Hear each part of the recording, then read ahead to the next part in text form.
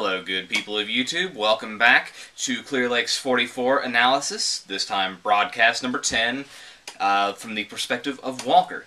Let's get right into it with the synopsis.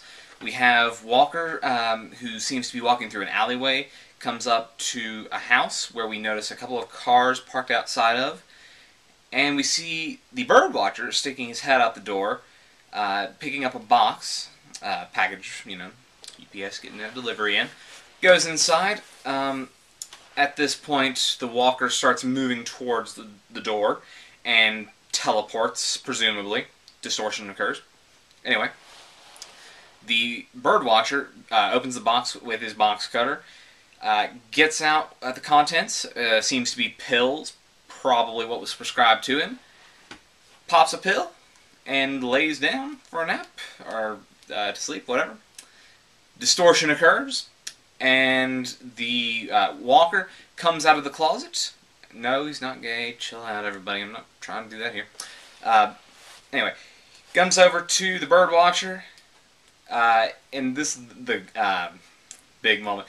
He reaches out and starts touching him, and then all the sound goes crazy, gets really loud, and what happens after that is the birdwatcher is stirred from his slumber, obviously, and he gets up, and the walker is now down on the floor, and the birdwatcher says, "You," and takes his cane, runs at him, and tries to smack him with it. You can't really tell if he got the hit. But anyway, teleportation occurs once again back to the closet where the walker was originally, and the birdwatcher is searching it. He's moving around coats, cuts on a light, doesn't seem to notice anything, which is odd. And after that, he pulls up his chair from the window in previous videos and sits it at the door, the front door specifically, and the closet, which is adjacent to it. So, quick video, but a lot to take in, and I think I can offer some unique analysis to this.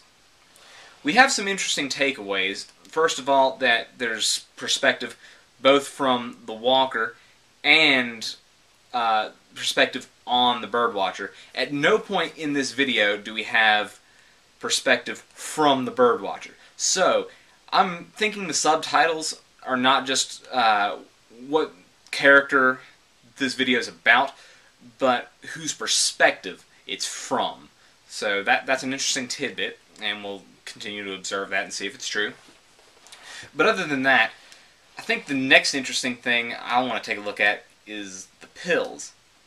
Now, we're carrying over from Marble Hornets, where magical pills seem to stop everything from going completely bad.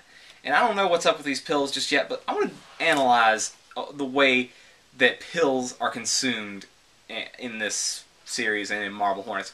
Because on almost all occasions, pills are taken dry in this series. And most pills aren't sublingual, where you'll not take water, you'll just stick them under the tongue. And especially if it's sleeping pills, that's not really going to be the case. Occasionally it will be, like, there are sublingual zolpidem, that's the main ingredient in Ambien, that will be taken like that, and you won't use water. But that's really not what seems to be happening. It's almost like it's a chewable tablet that he's taking, and it's weird. They never use water. I just don't get it. It's really odd. If anyone else has any insight onto that, please put it in the comments, because I'm curious. Do you take your pills dry? I mean, I don't, unless I absolutely have to. It's just weird. It does damage to you. I mean, come on. But regardless, odd thing out of the way.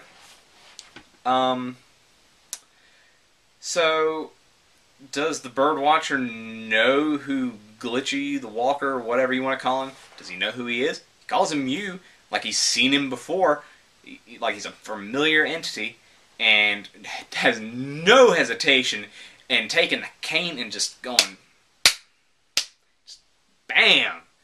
I mean, I would have liked to have seen if that actually hit, because I think that would have hurt. But if he does know him, does he know him when he's normal-like, when he's calm, collected, drawing his birds and such? because I do want to take a moment to reflect on this. Anytime that distortion occurs around the birdwatcher, we seem to go into this state where his leg is fine. And that was the case when he got up and went to hit him. Said, "You," and he basically runs at him. And when he comes up to the closet, he's running as well. So I mean, of course this is only speculation, but I think it's quite likely that he only recognizes the walker when he is in whatever state that is. And I'm not saying it's, you know, a completely different personality or anything, because we don't have much evidence to suggest that, but perhaps there's memories that kick in when that happens. Maybe his leg really is fine, and it's just a delusion. You know, something wrong with his mind makes him think that there's something wrong with his leg.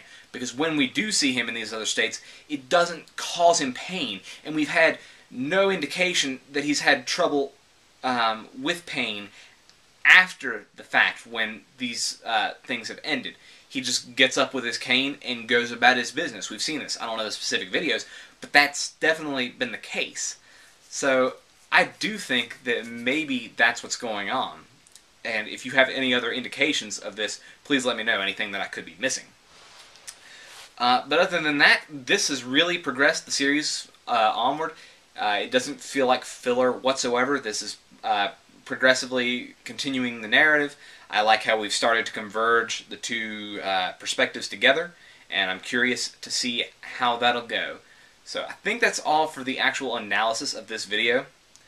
And I do realize in the previous video that I didn't mention the change of operations at THAC, and I really don't want to go into that right now. I'm going to make a video pretty soon discussing my thoughts on that, and it's really not going to be a big deal, but I do want to just kind of talk about it because I don't really have anybody else to talk about that to, because this is just something I enjoy to myself. So that having been gotten out of the way, let's close it off. In addition to that video, I'm also going to be posting some Halo content to the channel, probably some free-for-all analysis, and maybe some Smash. I've got Thanksgiving break, so I've got plenty of time to get some stuff out. So you'll want to stay tuned to the channel that week in particular, and of course in the future, as more of these videos come out. As always, take time to put in the comments what you like about this series, if you think there's anything I should add to my analysis to make it better, anything that should be removed, anything that can make it just a clearer, more concise experience. And of course, if there's any detail that you find important that I did not mention, please feel free. We can discuss those things. I love to hear from y'all, and I love hearing theories. Theories are what drive this. I love speculation for mystery series like this, so please fire away. And with that being said, if this is your first time here, or if you've just neglected to do so already, please subscribe, like this video, because you know you enjoyed it, and I think that's it. See you next time.